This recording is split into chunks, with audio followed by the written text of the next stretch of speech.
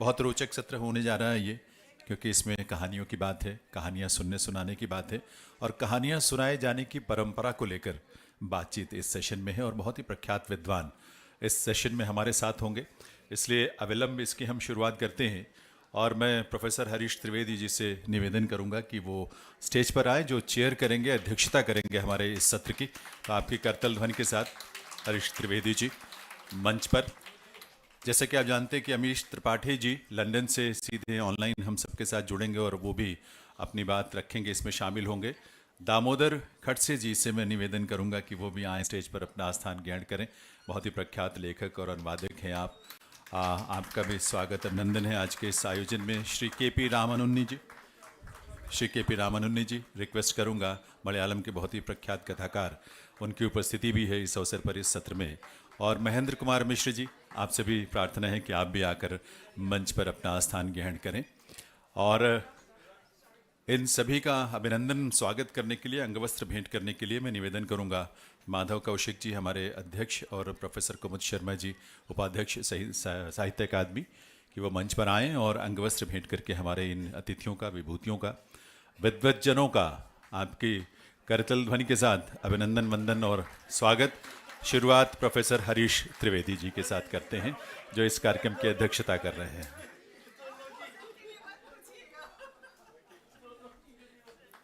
बहुत बहुत स्वागत है।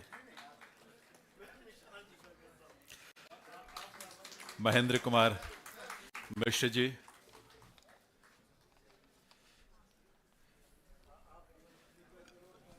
के पी रामानुन्नी जी और दामोदर खड़से जी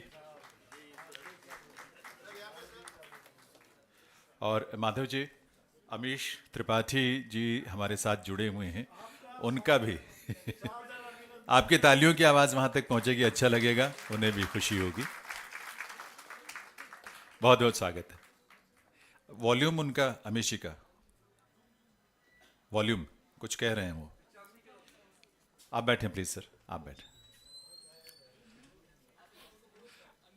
आपका अनम्यूट करें प्लीज, अमीश जी अनम्यूट करें अपना माइक। क्षमा कीजिए, क्षमा कीजिए। नहीं, हम मजाक कर रहे थे कि आप अंगवस्त्र हमें कुरियर करा दीजिएगा।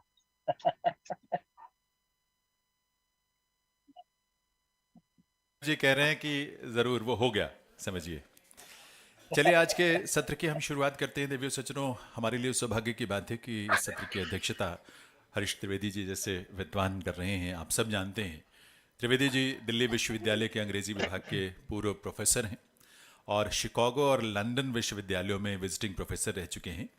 आप colonial transactions, English literature and India के लेखक हैं और interrogating post colonialism, post colonial translation, theory and practice, इसके अलावा the nation across the world और Kipling in India, India in Kipling के सह संपादक भी हैं आप।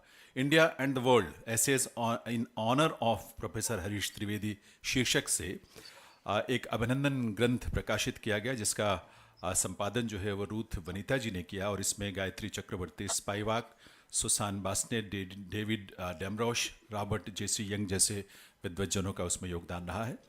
आप लिटरेचर अ वर्ल्ड हिस्ट्री के संपादक भी हैं, जिसका प्रकाशन जून 2022 में 2022 में विली ब्लैकवेल न्यूयॉर्क द्वारा 4 खंडों में किया गया। तो ऐसे विद्वान प्रोफेसर हरीश त्रिवेदी जी का बहुत बहुत स्वागत है। अमीश जी के बारे में भी संक्षेप में ज़रूर बता दूं, क्योंकि बताना हमारे लिए सम्मान की बात है, आपको सभी जानते ही हैं। वैसे अमीश जी की जो पहली पुस्तक 2010 में प्रकाशित हुई थी, तभी से चर्चाओं का जो दौर हुआ और लोकप्रियता आपके शिखर पर पहुंची है। आपने अभी तक 10 किताबें, कथेतर और कथा साहित्य दोनों उसमें शामिल हैं, वो लिखी हैं, जिनमें हाल ही में रिलीज़ हुई वॉर ऑफ लंका भी शामिल है, जो बहुत चर्चित है। और इस पुस्तक की 6 मिलियन प्रतियां जो हैं, 60 लाख, वो बिक चुकी हैं अभी तक, और 20 भाषाओं में उसका अनुवाद भी हो चुका है। अमीश जी को भारतीय प्रकाशन इतिहास में सबसे तेजी से बिकने वाले लेखक के रूप में प्रतिष्ठा प्राप्त है और स्वीकार किया गया है। और भारत में जो शीर्ष 100 सबसे प्रभावशाली व्यक्ति हैं, उनमें आपका नाम शामिल है। थोड़ा सा अभी के लिए म्यूट कर लेंगे शायद। हाँ, ठीक है। और संप्रति आप ब्रिटेन में जो हमारा इंडियन हाई कमीशन है वहाँ मिनिस्टर कल्चर के रूप में अपने दायित्व निभा रहे हैं। इसके अलावा नेहरू सेंटर जो लंदन में है उसके डायरेक्टर के दायित्व को भी आप वहाँ निभा रहे हैं। आपको बहुत सारे सम्मान और पुरस्कार मिले हैं। Golden book award, 21st century icon award London, Raymond Crossword fiction award से पुरस्कृत अमीश त्रिपाठी जी का भी बहुत बहुत स्वागत, अभिनंदन है। हमारे बीच से जी यहाँ मंच पर हमारे बीच विराजमान हैं। आपके 4 उपन्यास, 10 कविता संग्रह, 4 यात्रा वृत्तांत और साक्षात्कार ये सभी प्रकाशित हैं और 21 मराठी पुस्तकों का आपने हिंदी में अनुवाद किया है। आपकी रचनाओं का मराठी, कन्नड़, गुजराती और कई भारतीय भाषाओं में अनुवाद हो चुका है। आपका एक उपन्यास है बादल राग का, अंग्रेजी सहित 7 भाषाओं में इसका अनुवाद हो चुका है। आपको साहित्य अकादमी पुरस्कार, इसके अलावा साहित्य अकादमी अनुवाद पुरस्कार, केंद्रीय हिंदी संस्थान पुरस्कार, उत्तर प्रदेश पुरस्कार, मध्य प्रदेश साहित्य परिषद पुरस्कार, महाराष्ट्र हिंदी साहित्य अकादमी पुरस्कार, केंद्रीय हिंदी निदेशालय, इन सब से आपको सम्मानित और ऐसे पुरस्कार आपको प्रदान हो चुके हैं। बहुत बहुत स्वागत है आदरणीय दामोदर जी का। Mister KP. रामानुन्नी जो कि बहुत ही प्रख्यात प्रतिष्ठित मलयालम कथाकार हैं और मलयालम विश्वविद्यालय तिरूर में सहायक प्रोफेसर के रूप में वहाँ पर कार्यरत थी। आपकी जो अभी तक की पब्लिकेशंस हैं उसमें शामिल हैं 4 उपन्यास, 15 कहानी संग्रह, 5 निबंध संग्रह और आपका जो पहला उपन्यास सूफी फ्रांज कथा पर आधारित है उस पर मलयालम भाषा में एक फिल्म भी बनी थी। बहुत सारे आपको पुरस्कार मिले हैं, उसमें साहित्य अकादमी पुरस्कार, केरल साहित्य अकादमी पुरस्कार, वायलार पुरस्कार, भारतीय भाषा परिषद राष्ट्रीय पुरस्कार, बशीर पुरस्कारम कथा पुरस्कार, केली पुरस्कार, पद्मराजन पुरस्कारम, इस तरह के बहुत सारे सम्मान और पुरस्कार आपको मिले हैं, राज्य स्तरीय और राष्ट्रीय स्तर के भी। बहुत बहुत स्वागत, अभिनंदन के.पी. रामानुन्नी जी का। और इस पैनल में, इस विद्वज्जनों की पैनल में महेंद्र कुमार मिश्र जी की भी गरिमामयी उपस्थिति है। मिश्र जी भारत के बहुत ही जाने माने लोक कथाकार के रूप में उनकी प्रतिष्ठा है और शिक्षण का भी आपको बहुत लंबा अनुभव है, दीर्घकालीन अनुभव है।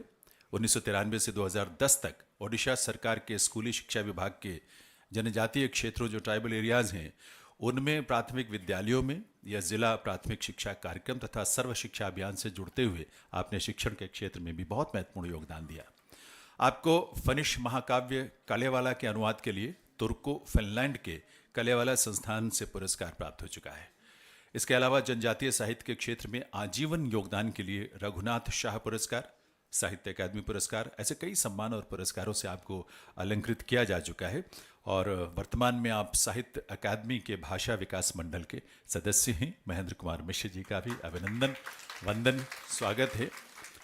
और इस सत्र के आरंभ में आरंभिक उद्बोधन के लिए, इंट्रोडक्टरी रिमार्क्स के लिए मैं प्रोफेसर हरीश त्रिवेदी जी से निवेदन करूंगा और उसके बाद अगले वक्ताओं के रूप में बारी बारी से अमीश जी से शुरू करके हम बाकी वक्ताओं को भी आमंत्रित करेंगे। तो प्रोफेसर हरीश त्रिवेदी जी प्लीज़।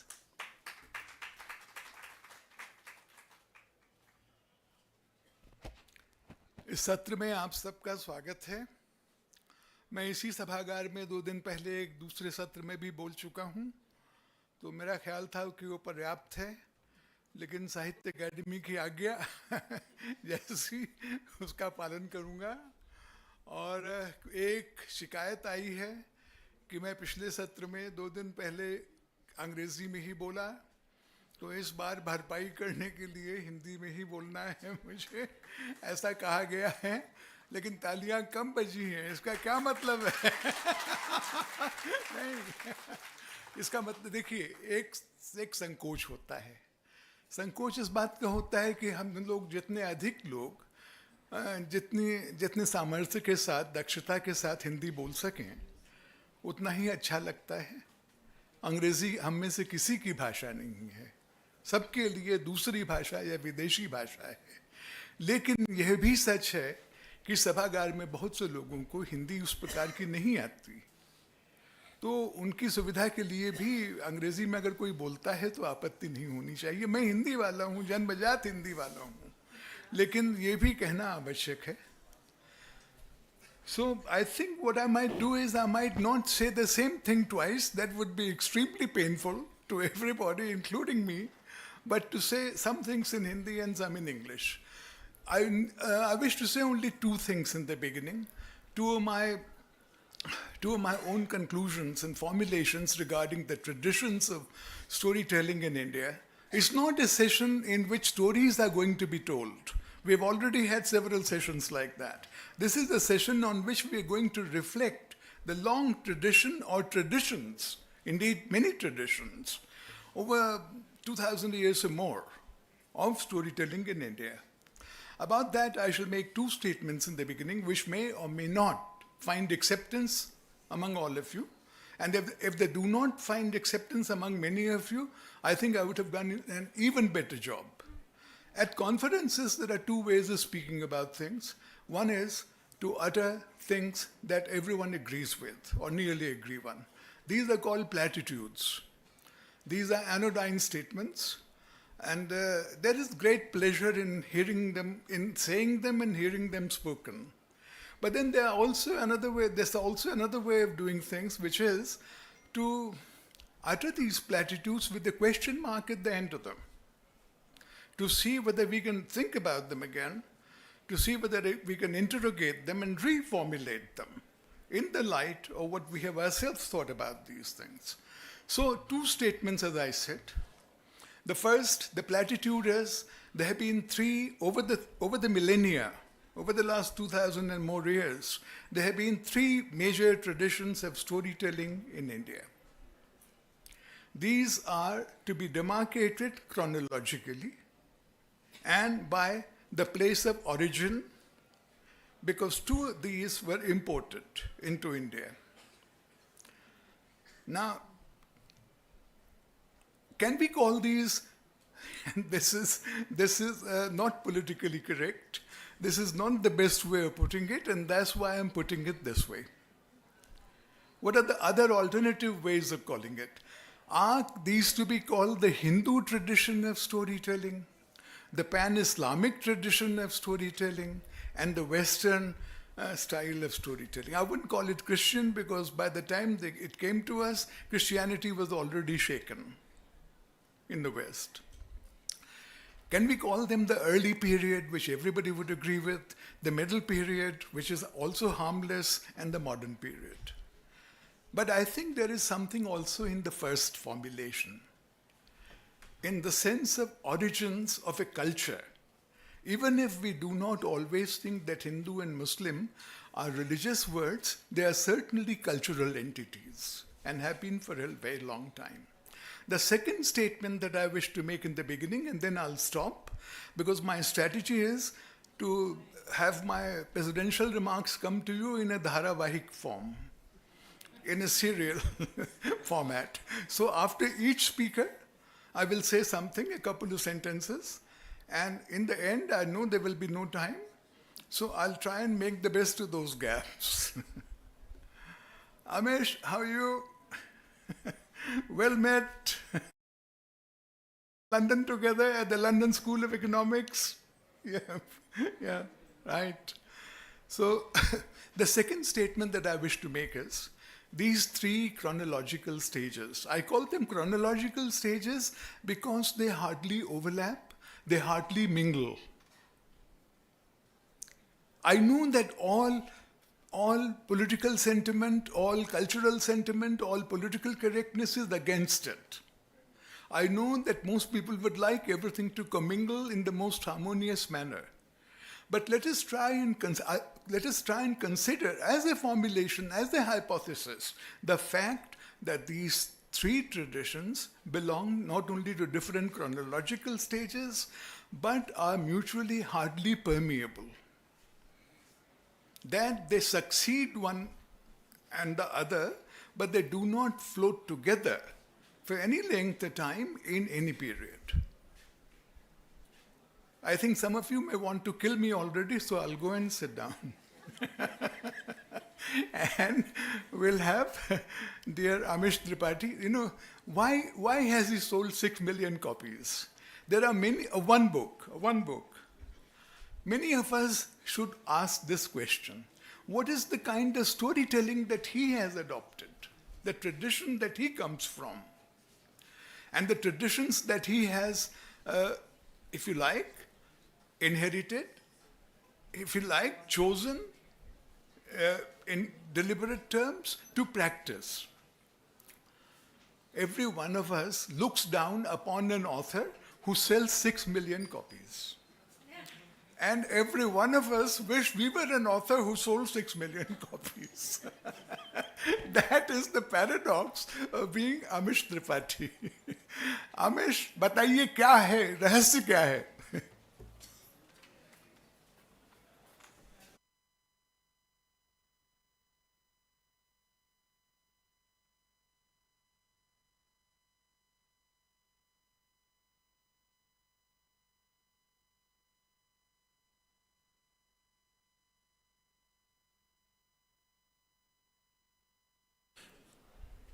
अपना माइक अनम्यूट कर लें प्लीज। सॉरी सॉरी सॉरी क्षमा कीजिए, ये नेटवर्क थोड़ा सा खराब है, मैं ट्रेन में हूँ। मेरी आवाज आ रही है आपको? हेलो। आ रही आवाज, वॉल्यूम यहां से थोड़ा इंक्रीज हो सकता है? हाँ ठीक है, प्लीज कंटिन्यू। हाँ हाँ जी जी हाँ, क्षमा कीजिए, मैं ट्रेन में हूँ तो नेटवर्क थोड़ा आता जाता रहता है। तो पहले जो ओपनिंग रिमार्क्स था वो भी मैं थोड़ा सा ही सुन पाया। लेकिन जो मैं कहना चाहूँगा, जो प्रश्न पूछे गए हैं, जो मैंने सुना, 2010 में जब मेरी पहली पुस्तक प्रकाशित हुई थी, जहाँ तक मैंने देखा था, जो प्रकाशक थे हमारे भारत देश में,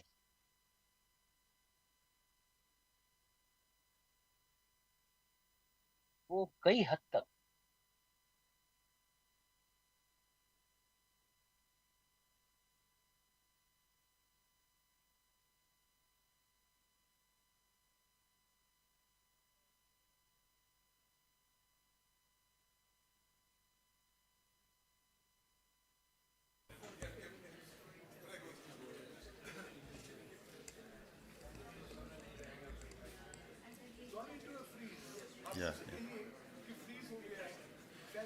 आपको मिल गया मेरा ख्याल है। अभी जब वो कनेक्ट होगा तो देन वी विल रीस्टार्ट। है नहीं? हाँ मेरा ख्याल है सर, आगे कंटिन्यू करते हैं, बीच में जब थोड़ा नेटवर्क ठीक होगा तो बात करेंगे। हाँ प्लीज। अच्छा,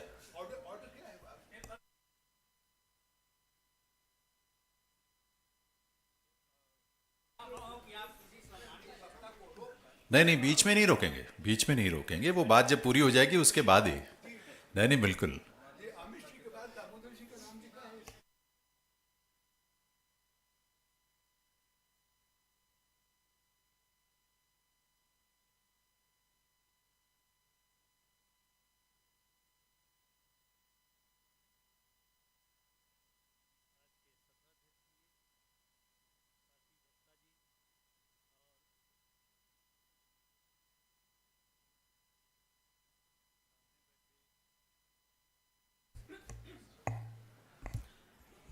अध्यक्ष महोदय, उपाध्यक्ष जी और सभी मित्रों, आज भारत में कहानी सुनाने की जो परंपरा है उसके बारे में हम लोग बात कर रहे हैं। और अध्यक्ष श्री त्रिपाठी जी ने जो बात शुरू की है उसी को, त्रिवेदी जी ने जो बात शुरू की है उसी को मैं आगे बढ़ाने की कोशिश करूंगा। मुझे ऐसा लगता है कि एक लंबे समय से मनुष्य एक कहानी जीता है और दूसरा मनुष्य उस कहानी को सुनाने की कोशिश करता है, और ये एक लंबी परंपरा हमारे देश में रही है। मनुष्य मात्र की ये प्रवृत्ति है कि जो जिस प्रकार वह जीता है, देखता है, सपने देखता है, उस बात को और आगे बढ़ाने की कोशिश उसकी निरंतर होती रहती है। और इसमें तमाम तरह के धार्मिक, सांस्कृतिक, सामाजिक, राजनीतिक, ये सभी बातें उसमें शामिल होती रहती हैं।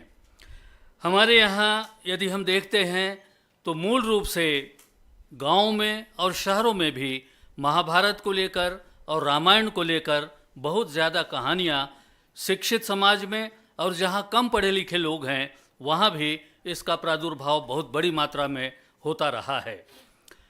महाराष्ट्र की जहाँ तक बात है, शिवाजी की माँ ने शिवाजी को महाभारत की सारी कथाएं सुनाकर उनको भीतर से जिस प्रकार शौर्य और साहस के लिए तैयार किया, वो मुझे लगता है कहानियों के माध्यम से उन्होंने अपनी बात अपने बेटे तक पहुंचाई, और वो बेटा उस प्रकार का साहसी, धैर्यवान और अलग चरित्र वाला व्यक्तित्व लेकर वो पूरे महाराष्ट्र में ही नहीं पूरे देश में उदित हुआ।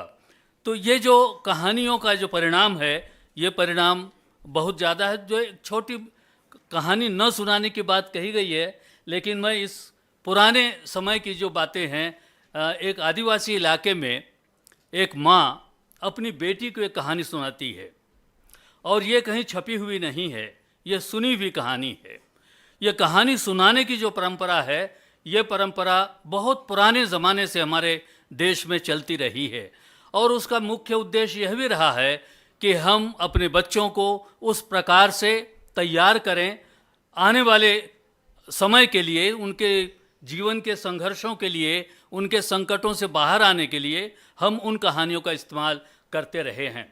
कई बार ऐसा होता है कि बहुत गरीबी में जो लोग पले हैं, वो अपने बच्चों को शायद बहुत ज़्यादा धनवान लोगों की कहानियाँ या राजाओं की कहानियाँ सुना दे रहे हैं। एक कहानी जो एक माँ अपने बहुत गरीब माँ है और अपनी बेटी को सुनाती है, और वो कहती है कि मेरा कोई मायका नहीं है, कोई नैहर नहीं है, और रात में वो एक सपना देखती है, और वो सपना अपनी बेटी को सुनाती है। वो सपना ये है कि सपने में उसको महसूस होता है कि उसको पूरा अपना घर मिल गया, माता पिता मिल गए, भाई बहन मिल गए, और बड़ा सा एक महल है, एक पैलेस है, और उस पैलेस में जाकर वो आनंद से रह रही है। बाद में जब वो लौट कर आती है सपने में ही, और लौट कर आने के बाद उसको लगता है, महसूस होता है कि उसका जो मंगलसूत्र है वो उसी महल में रह गया। अब उस मंगलसूत्र को ढूंढने के लिए ये सब कहानी अपने बेटी को सुना रही है। उस मंगलसूत्र को ढूंढने के लिए वो फिर से जाती है, और वहाँ देखती है कि वहाँ कोई राजमहल नहीं है, कोई उसका परिवार नहीं है, केवल एक बिना दीवार की खूंटी पर एक मंगलसूत्र टंगा हुआ है। तो ये जो इस प्रकार की कहानियाँ, ये आदिवासी क्षेत्र में की कहानी है ये, और उसमें मुझे ऐसा लगता है कि उनके जीवन में जो अभाव रहा है, जो कमियां रही हैं, जो जिस प्रकार का मकान उनको नहीं मिल पाया, और वो सपने में उस प्रकार का महल की कल्पना वो करती है, और अपना मंगलसूत्र बराबर उसको हासिल होता है। ऐसी बहुत सारी कहानियाँ हम देखते हैं कि हमारे पुराने आदिवासी क्षेत्रों में इस प्रकार की कथाएं चलती रही हैं। साथ ही आज यदि यहाँ पर कहा गया कि भगवत कथाओं के बारे में, भगवत गीता के बारे में बहुत सारे अनुवाद जापानीज़ में हुए, और इसी प्रकार की सारी कहानियाँ हमारे देश के विभिन्न भागों में, चाहे वो रामायण की हो, रामलीला के माध्यम से हो, या भगवत गीता के माध्यम से, प्रवचन के माध्यम से हो, ये सारी चीज़ें एक कहानी का रूप लेकर हमारे समाज में एक विशेष प्रकार का संचार करते रहे हैं अभी तक। इसके अलावा बचपन से किशोरावस्था में प्रवेश करते समय, या एकदम बच्चे जो होते हैं छोटे, उनको भी नींद में प्रवेश करने से पहले घरों में इस प्रकार की कहानियाँ सुनाने की प्रथा, एक परंपरा लंबे समय से हमारे समाज में चल रही है, और उन कहानियों के माध्यम से उनके चरित्र का निर्माण करने की बात भी उसमें से जुड़ी हुई होती है। एक घटना और मुझे याद आ रही है, आप लोगों के ध्यान में आई होगी, वो चित्र आप लोगों ने देखा होगा कि एक पुराना एक चित्र है, एक व्यक्ति भाग रहा था, भागते भागते कुएं में वो गिरता है, कुआं सूखा है, कुएं के नीचे एक सांप है, पानी नहीं है कुएं में, और अचानक एक डाल उसके हाथ में लग जाती है। पीछे जो उसको पीछा कर रहा है वो एक शेर है, और उस डाल को दो चूहे कुतर रहे हैं, जिसमें से एक सफ़ेद है और एक काला है।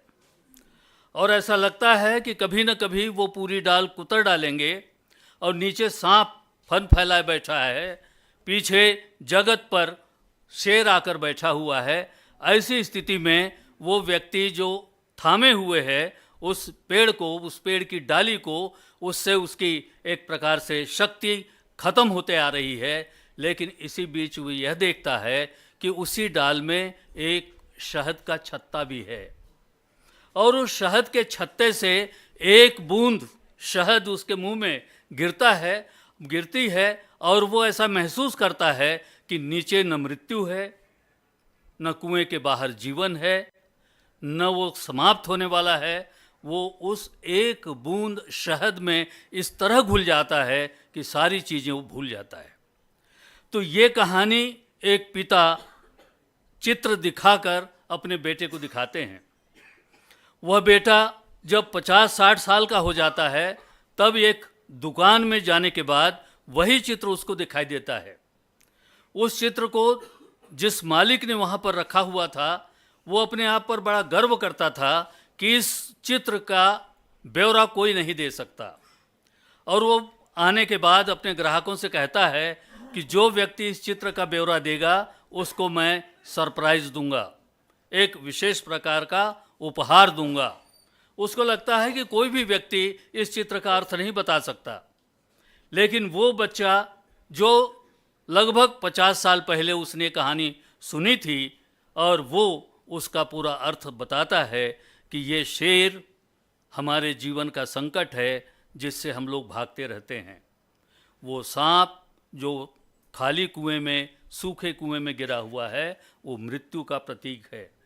और ये सफ़ेद और काले चूहे जो इस डाल को कुतर रहे हैं ये दिन और रात हैं। आज नहीं तो कल ये दिन रात हमारे जीवन पर हावी होंगे और हमारा जीवन समाप्त होगा।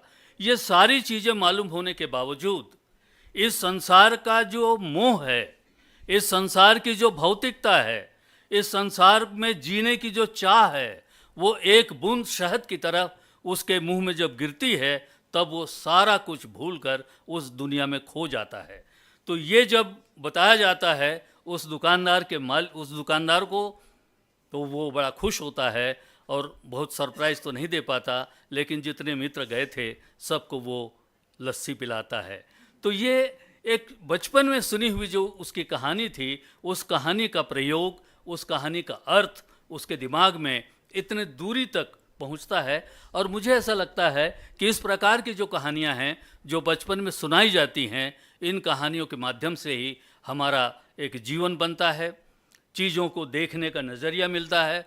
इसीलिए हम देखते हैं कि पंचतंत्र में जितनी कहानियां हैं वे अधिकांश पशु और पक्षियों को आधार बनाकर कही गई हैं ताकि बच्चे उसको बहुत आसानी से वो उसको ग्राह्यता उसमें ज़्यादा से ज़्यादा हो सके। तो इस तरह से जातक कथाएं हैं, ये सब कथाएं हैं।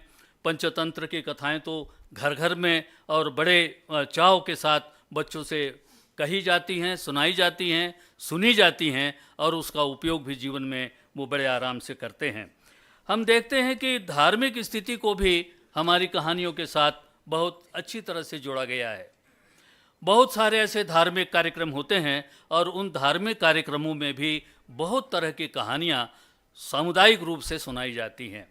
मैं एक दो उदाहरण, चूँकि मैंने उन उदाहरणों को देखा है कि मराठी में इस प्रकार के लेखक रहे हैं जो लिख कर, प्रकाशित कर, पुस्तक फॉर्म में तो हैं ही, लेकिन वो माइक पर आकर, जैसे पूला देशपांडे ऐसे एक व्यक्तित्व रहे जो माइक पर आकर पूरे समुदाय के सामने अपनी कहानियाँ प्रस्तुत करते थे और लोग उसी तरह आनंद उठाते थे जिस प्रकार हम सुनकर उठाते हैं और पढ़कर उठाते हैं। तो वो रूबरू उनको देखकर और उनके मुंह से सारी चीज़ें सुनकर उन पूरी तरह से अनुभव का एक अलग विश्व, एक नई दुनिया उनके सामने आती रही है। तो नागरिक जीवन में सबसे ज़्यादा यदि किसी ने मराठी में लिखा होगा तो वो पूला देशपांडे हैं, जिनको लोगों ने बहुत सुना है। ग्रामीण जीवन में एक शंकर पाटिल नाम के एक लेखक रहे और शंकर पाटिल ने ग्रामीण जीवन की सारी कहानियाँ और खेती किसानी से जुड़ी हुई कहानियाँ और जो भी ग्रामांचल में जो कुछ घट रहा है उससे बनी हुई कहानियाँ लिखते भी थे और वो सुनाते भी थे।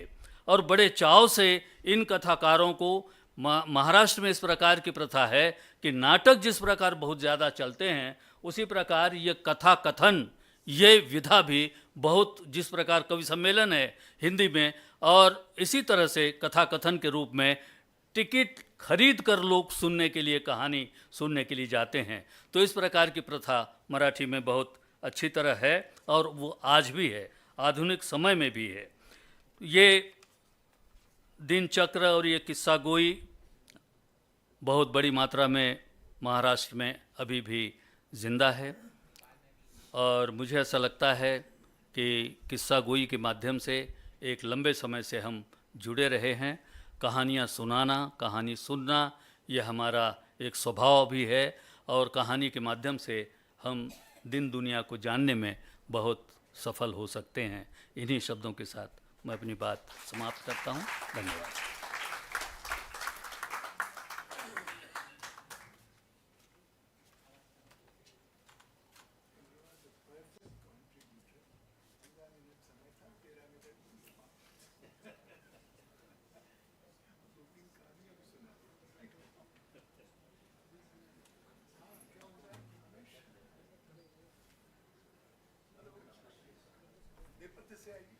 सर आप मतलब मुझे लगा क्योंकि आप बीच बीच में कुछ आपके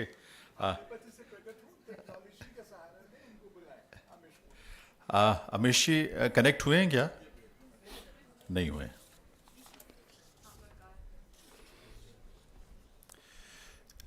नहीं, कनेक्ट नहीं हुए हैं वो अभी। वो हाँ देख लेंगे बीच में जहाँ भी संभव होगा। जी, लगभग 1 बजे का समय हो रहा होगा। हाँ हाँ नहीं, मैं दामोदर जी से कह रहा था, आ रही है आवाज़ इसमें? जी जी। हाँ, दामोदर जी से मैं कह रहा था कि इस सेमिनार में तरह तरह के वक्ता पाए गए हैं। इतने दिन से इतने सत्र हुए और उनमें एक समानता है कि समय के अंदर किसी ने नहीं समाप्त किया, दामोदर जी को छोड़ के। दामोदर जी के 15 मिनट थे और आप लोगों को शायद पता नहीं लगा होगा, मैं देख रहा हूँ लगातार, तो 13 मिनट में समाप्त कर दिया इन्होंने और बीच में 2-3 कहानियां भी सुना दी। ऐसा नहीं है और कोई हड़बड़ी, कोई जल्दबाजी, कुछ नहीं। तो ये कथावाचक भी कथा कथन की शैली के पारंगत भी हैं और विद्वान तो हैं ही।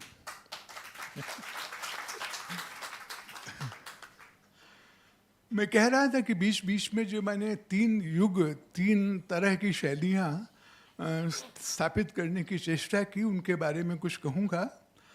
उनमें एक बड़ी महत्वपूर्ण बात दामोदर जी ने बताई आपको कि जहाँ जहाँ पूरे विश्व में शुरू में वाचिक परंपरा थी कहानी कहने की, कई देशों में लिखित लेखन बहुत बाद में आया, 19वीं शताब्दी में आया, 18वीं 19वीं शताब्दी में आया। हमारे यहाँ लेखन और वाचिक परंपरा में कभी विरोध नहीं रहा।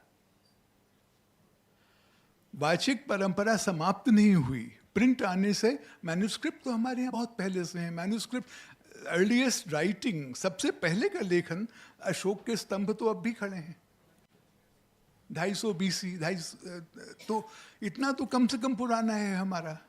लेकिन जो इन्होंने जो उदाहरण दिया वो आपको सभी भाषाओं में बार बार मिलेगा कि वही कथा छप चुकी है, प्रचारित हो चुकी है, प्रसारित हो चुकी है और वही आदमी खड़े होकर सुना भी सकता है।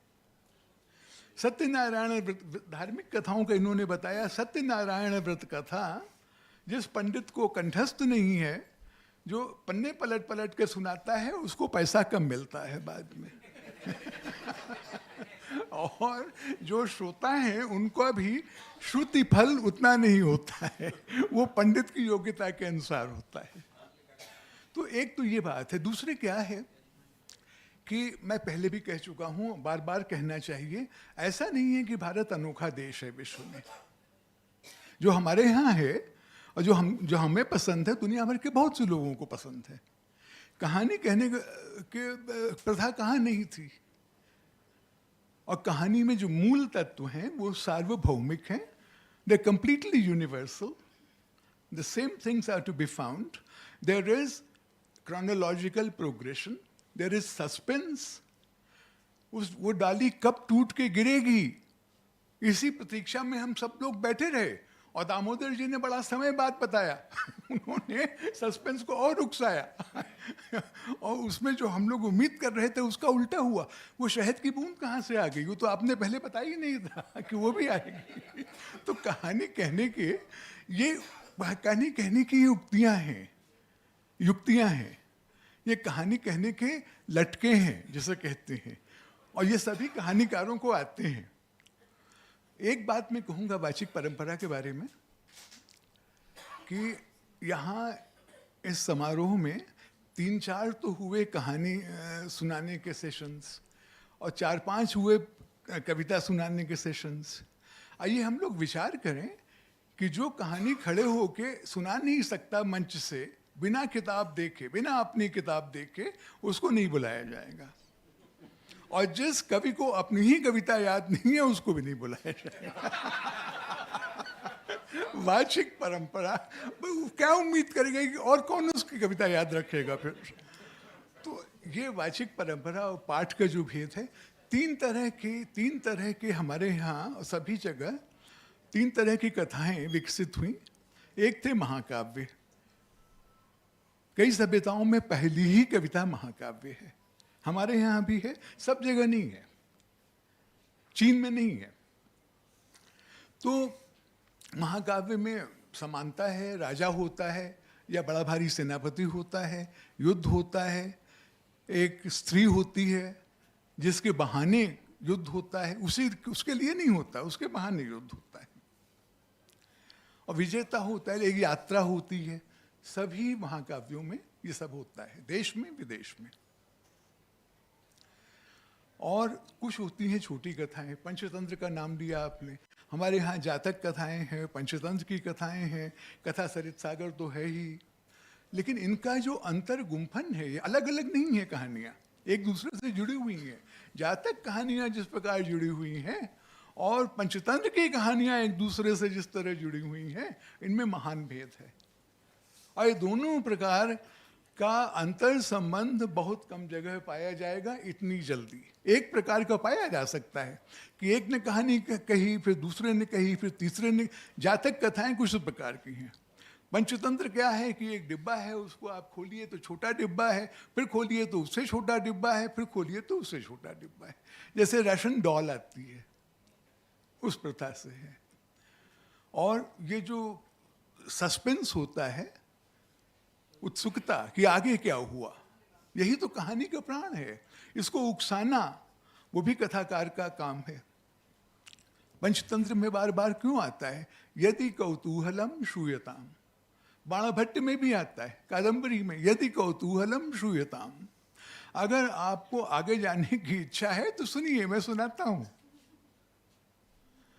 ये सब कहानी के अमर तत्व हैं और सार्वभौमिक तत्व हैं, सभी जगह पाए जाते हैं। ये एक और तरह की कहानी आती है। नहीं, अब मैं बहुत बोल चुका, अब मैं दूसरे वक्ता को बुलाता हूँ। सुनाने का गुण होता है, तो नहीं, भूल जाता सुनाने वाला कि क्या कह रहा है, कितनी देर तक कह रहा है। नहीं, कहानी कहने वाला ये भूल गया कि कितनी देर से बोल रहा है। अब मैं राममुनि जी को आमंत्रित करता हूँ। हाँ, आइए।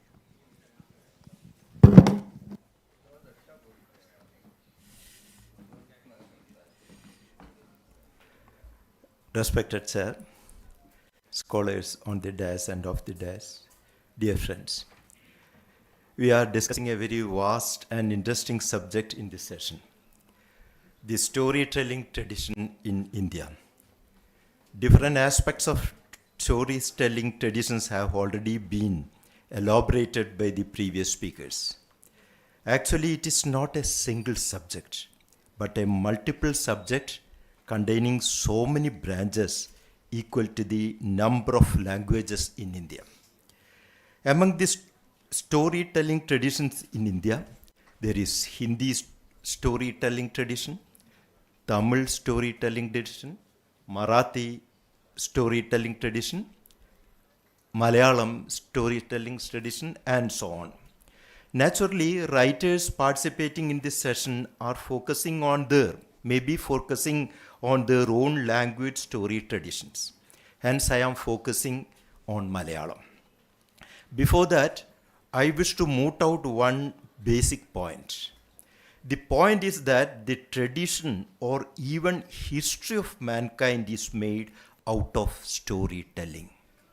In other words, historical man or woman having history has been evolved along with storytelling. Actually, storytelling has transformed human beings to history beings. When man was living in caves millenniums ago, he started storytelling. All his day-to-day experiences were communicated to each other as stories. The knowledge he or she gained from life was also expressed in the form of stories. More than the benefit of transmitting knowledge, there was another great benefit acquired from storytelling. That was the creation of consciousness of time, or the creation of the consciousness of past, present, and future in human mind. Famous linguist Paul Ricoeur has told that stories created the consciousness of time in man and woman. In the process of storytelling, human beings are experiencing past, present, and future through language. It is the story that makes man a historical man. Human beings were transformed to history beings through stories. So, story is not a silly thing for entertainment. It is a great phenomenon that makes man human. First of all, we can have a bird's view on the general storytelling traditions of India. India is a land of rich and fantastic stories. Sometimes our country can claim the oldest tradition of wonderful stories. The Mahabharata is the greatest story of all times, with innumerable sub-stories which addresses all aspects of human predicament. The Mahabharata is also the story of telling stories and hearing stories at different times and places. The Ramayana manifests the highest possible ways of different transformations of a single story. It is not limited to 300 Ramayanas, within quote, 300 Ramayanas. It can even take more than 3,000 forms. Panchadandram Kathakal, Vikramaditya Kathakal, and Kada Sarit Sagara are the other main highlights of Indian stories. In Kerala also, all these constitute, along with Mahabharata and Ramayana, the major portion of storytelling. But we have created our own unique poetic forms and prose forms to tell these stories or narrate them.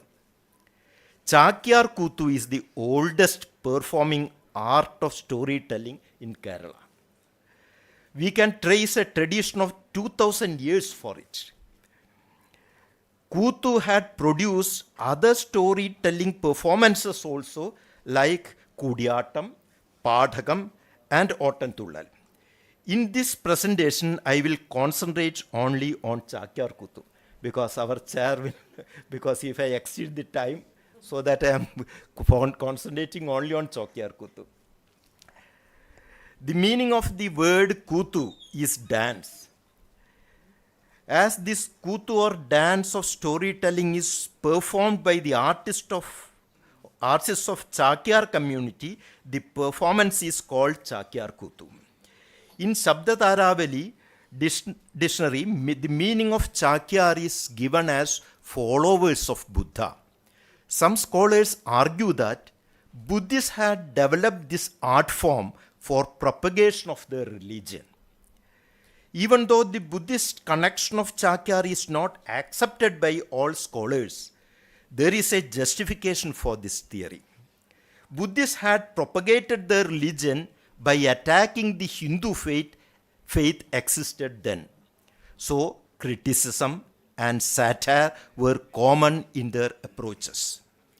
When Buddhism became weak in Kerala, Chakyas were absorbed by the Hindu community by providing them position lower to Brahmins. Individuals expelled from Brahmin community were also included to Chakyar community. Chakyar Kutu is a solo performance. Even if the word Kutu means dance, you can find very little dance in Chakyar Kutu.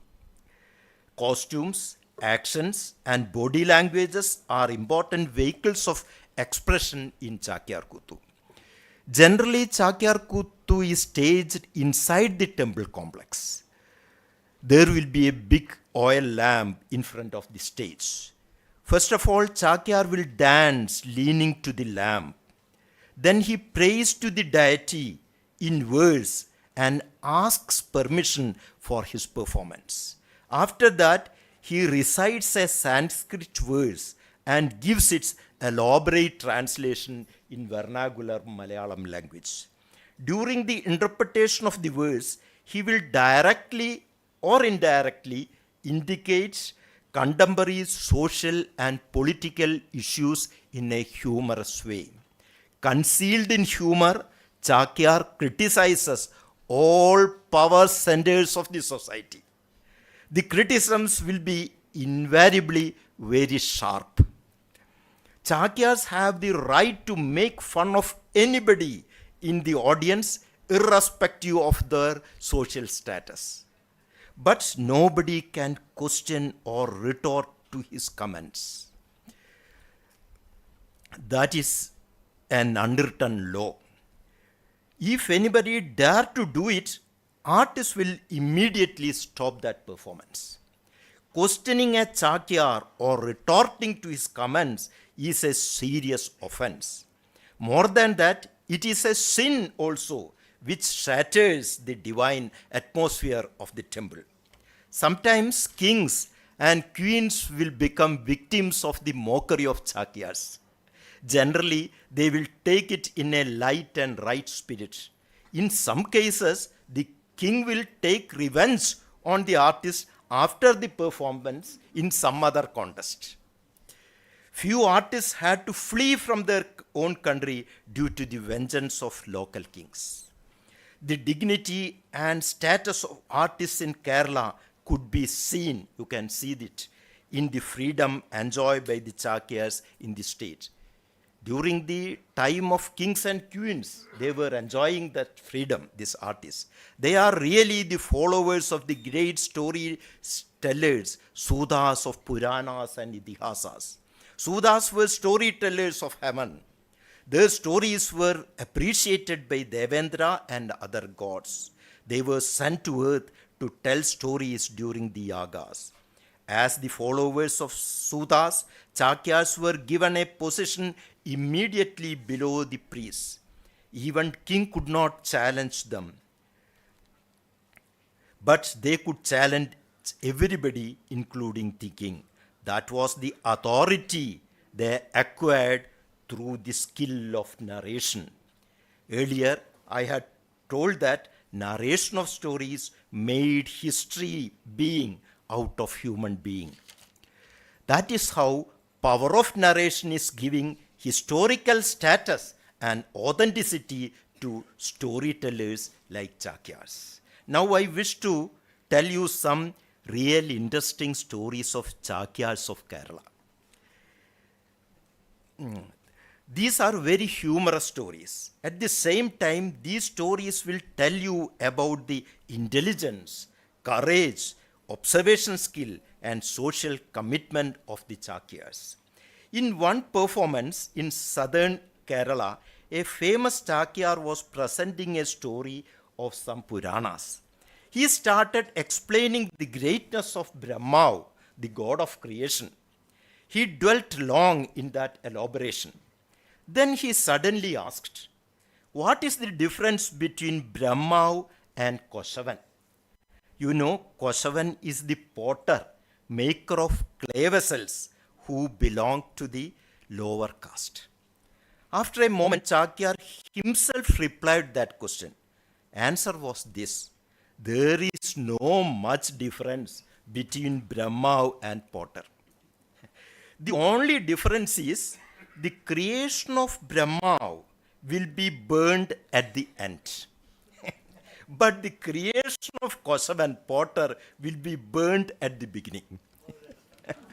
I don't want to explain, I think.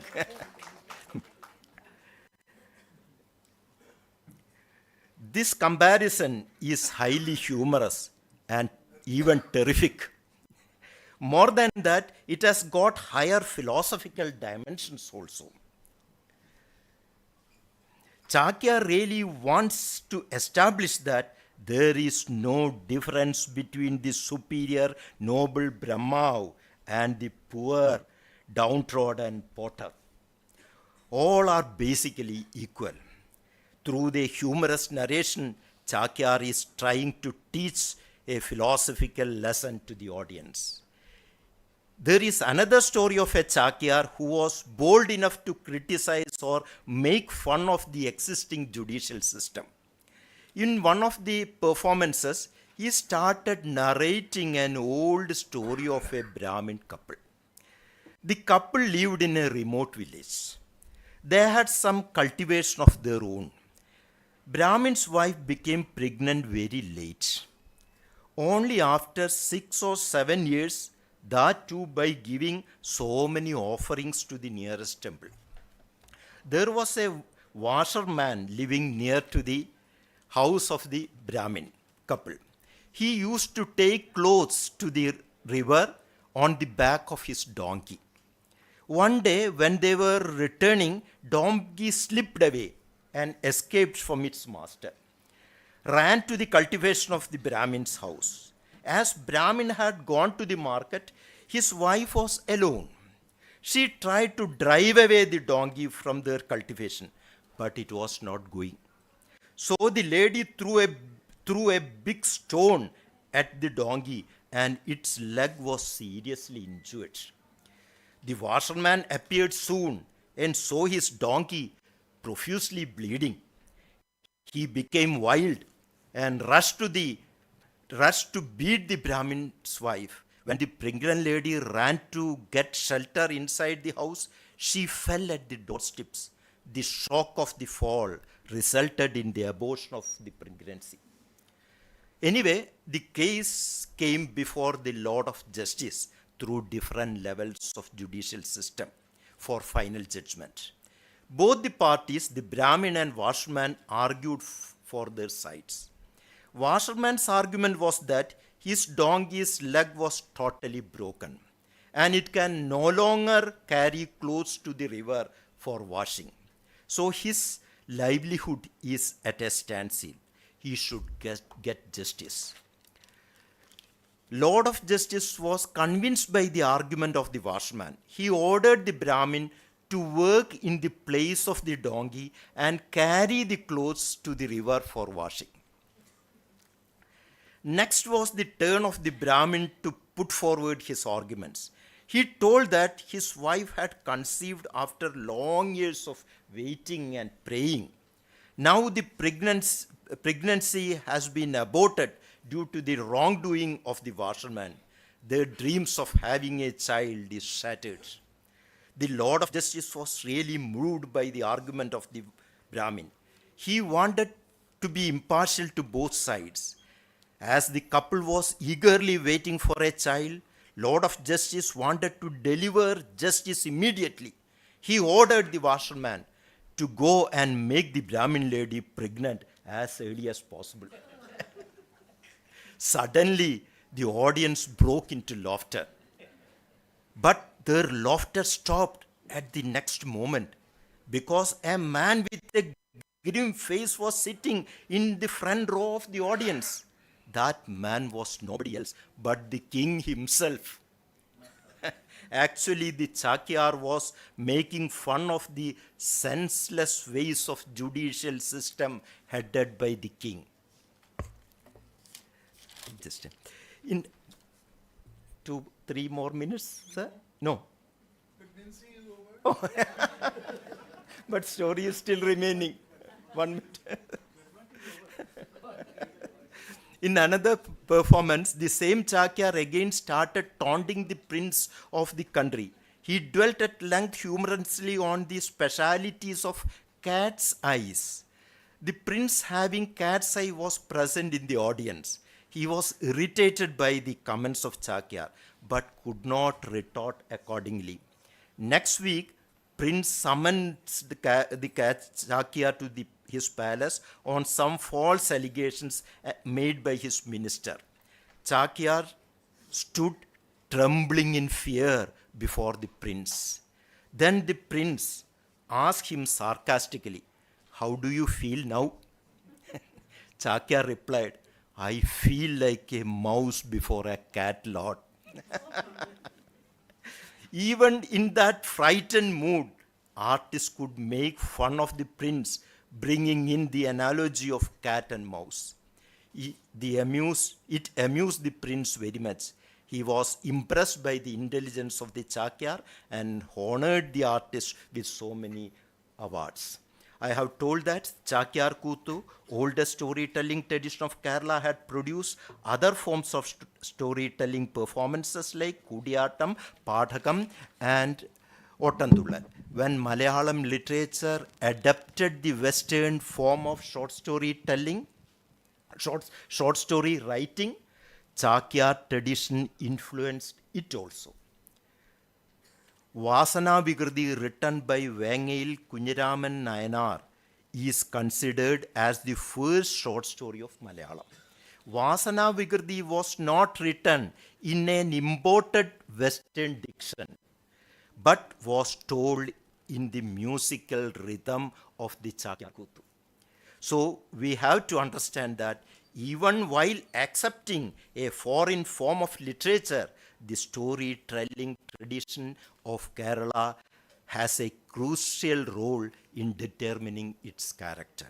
Dear friends, when you visit Kerala, please make it a point to see some Chakyar Kuthu performance.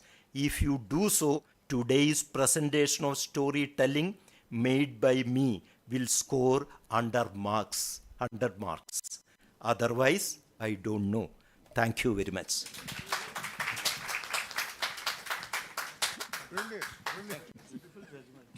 You know, what this paper has proved all over again is that we may be very sophisticated people, we may be very mature people, but we are like little children when somebody begins telling a story. We don't want academic papers, we don't want theoretical discussions. We want to go back to our childhood, happy childhood, and be told Chakyar or non-Chakyar stories. Such is the appeal of this story. One little point about history and story is the same word, especially in French, where the word begins with H, histoire, pronounced histoire, and story. They come from the same root in the West. And in our most philosophical tradition, everything is only a story because it's not real. The reality is somewhere else. All the rest is narration. All the rest is myth. But this time, I will not even launch into something that I may later wish to retract or wish to interrupt myself. Let's have the last paper. This by Mahendra Kumar Mishra ji, and I will trust that he will finish in about 15 minutes so that I will then have an uninterrupted run of about 2 hours. Thank you very much, Trivedi Shab. And Damodar ji and Ramamani ji. I don't know how should I present myself, as a researcher or as a storyteller. But my point here is to see that how storytellers are really emerging in Indian tradition. That's most important. Or ध्यान दीजिए इधर।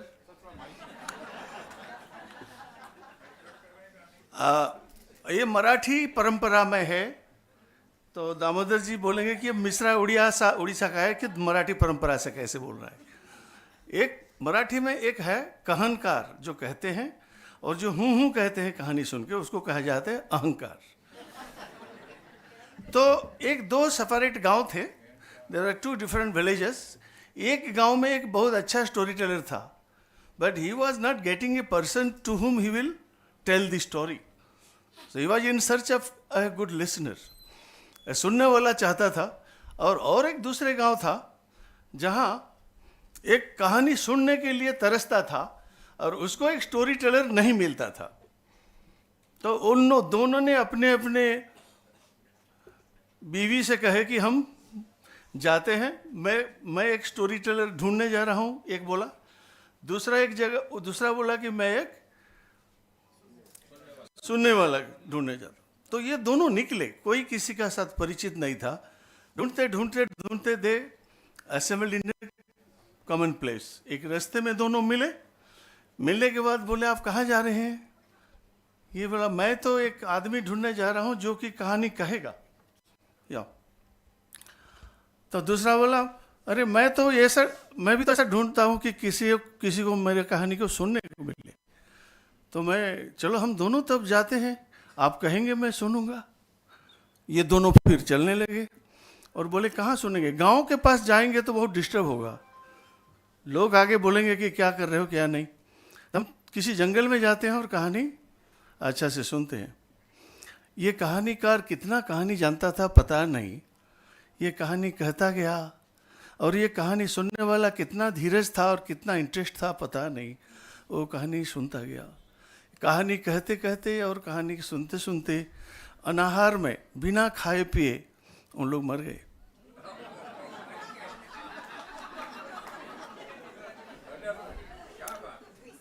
और थोड़ा wait करो, सब्र करो और बाकी है। दोनों मर गए। मरने के बाद खबर नहीं मिला इनके कि कहाँ गए ये दोनों। उनके घर में जो थे, उनकी बीवी और उनकी बाकी जो बिरादरी, वो बोले कहाँ गया, इसको ढूंढने चलो। और दूसरे गांव का भी जो सुनने वाला था कहानी, उसके घर से भी कुछ लोग निकले और जाके ढूंढते ढूंढते ढूंढते ढूंढते एक जगह में देखे कि दोनों लाश पड़े हैं और कंकाल सार बन गए। और उसमें पानी जम के क्या हो के ऐसा है कि पता नहीं चलता था कि कौन किसका लाश है। फिर इंक्वायरी करते करते उनको लगा कि ये तो यहाँ से आया, ये तो यहाँ से आया, इतना दूर है। फिर उनको लगा कि यही दोनों ही आदमी हैं जो कि हमारे सोहर थे। तो दोनों की हड्डियाँ एक ही साथ जम गया था। किसका हड्डी क्या है पता नहीं चला, लेकिन बाद में ऐसा हुआ, डिसाइड किया गया कि इस हड्डी को दोनों डिवाइड कर लेते हैं और उसका संस्कार करते हैं। कहानी बोलने वाला और कहानी सुनने वाला, ये दोनों का हड्डियां एक है। और ऐसा एक है कि जो कहानी बोलने वाला का परिचय जैसे कहानी सुनने वाला की हड्डियों में था, और कहानी सुनने वाला की परिचय कहानी बोलने वाला की हड्डियों में चला गया होगा। There is no difference between the listener and the speaker. And this is the discourse of, oral discourse of a folktale in Maharashtra. Then comes the story के त्रिवेदी जी बोले कि कथा नहीं बोलना मत। मैंने बोला सर मेटाफोक्लोर के ऊपर मैं कहूँगा। If I will tell a story then you may object it as the chairperson. But if I will give an example of a metafolklorist then you will agree to it. I think that Trivedi is not disappointing me. Next comes the continuity of culture in our Indian tradition. Santal और Gond community में, in the tribal tradition of Odisha and Jharkhand, I found that मद्य की आविष्कार कैसा हुआ, मद्य की आविष्कार, लीकर का आविष्कार कैसा हुआ, इसके ऊपर एक संताली और गोंडी में कहानी मिलता है, कालाहांडी में, मयूरभंज में मिलता है। ऐसा है कि एक गांव में शादी हो रहा था और शादी में बाजा बज रहा था लेकिन मजा नहीं आता था, रस नहीं जमता था। तो लोग भीमा को बोले, भीमा एक कैरेक्टर गांव का, उसको बोले कि थोड़ा सा रस होना चाहिए, ऐसे डांस में तो रस नहीं मिल रहा है। तो भीमा जंगल को रस ढूंढने गया और जाते जाते देखा कि एक महुआ की पेड़ के कोटर में कुछ चिड़िया भीतर को जाते हैं, जाकर वहां से वो चिड़िया जब आ जाता है तो पूरा घूम घूम पूरा अचेत हो जाता है। तो भीमा देखा कि ये चिड़िया जाते हैं, जाते समय तो पूरा सुस्त होके जाते हैं, जब वहां से निकलते हैं तो ऐसा ऐसा क्यों होते हैं।